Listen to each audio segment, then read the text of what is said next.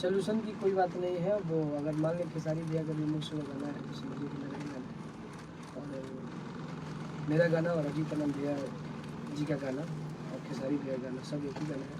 सब लोग का गाना सुने पब्लिक और सबके प्यार। रील्स पर आपका गाना अब बज रहा है कि हटा दिया? नहीं, रील्स पे गाना है मेरा।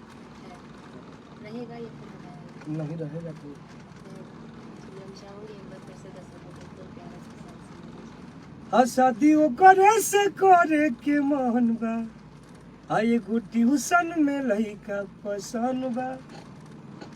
अच्छा, आरजेडी को लेकर भी लगातार आपका गाना रहता है। अभी हाल ही में आरजेडी पर भी आपका गाना शूट हुआ है, वो किस कंपनी से रिलीज हुआ है जो आपका गाना आरजेडी वाला हो? आरजेडी वाला एक है कि लवर हमारे आरजेडी के फैन हो, वो हुआ है कलश म्यूजिक से और मेरे चैनल से हुआ है और कश्यप जी के चैनल से। अच्छा, एक और गाना हाल ही में आपका मार्केट में आया है, साड़ी प्रणाम खेसारी के करके, उस गाने के बारे में कि हमारा साड़ी पो खेसारी लिखवा दिए राजा जी।